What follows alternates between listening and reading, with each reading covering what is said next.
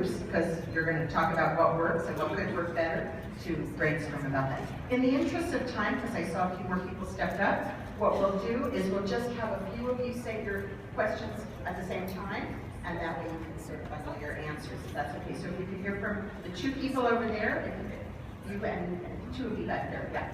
Okay, my name is Maria Lopez. I'm a foster. I fostered under Animal Services for a year and a half, 2 years, and then I went under rescue. If we could get groomers involved, we could get dogs adopted so much quicker. All I did, I pulled 8-year-old, 10-year-old dogs because I really like the older dogs because I knew they were going to go down.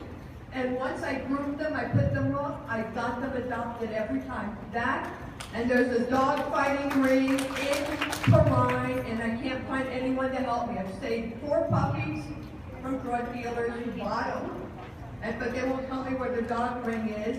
And I found it, and all these big dogs in the redlands and stuff that you can't catch, they got so skinny before they fed them to the other dogs, they got out, and I've rescued 2 of those.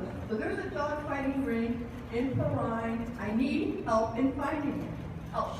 Wow, thank you for that. And the idea about the groomers. Okay, let's hear from you, please. Yeah. A little closer to the microphone. I'm Beth Fishman, I'm part of Pet Express. I don't know if anybody is aware of this, but I asked my husband last night to do some research on the internet with me, and we found out that in Delaware, it is a state law. It is a law that it's called Chapter 30F, Animals Held in a Shelter, and it is a law. And just quickly, when a dog enters a shelter, he's seen by a veterinarian immediately. They vaccinate all dogs that come into the shelters. They have veterinarians examine them. They are isolated if they have any kind of disease or need medical help. So they do require veterinary care, and they are treated and isolated. They have 72 hours of animals to be cared for. They do the best thing they can to have them transferred to shelters, to rescues or adoption agencies. They do everything, dogs, everything they can do for an animal, whatever we get. And my point is, and I'm going on too long, in the state of Delaware, it is law. It is a law. And the shelters and animal clinics are examined once a year.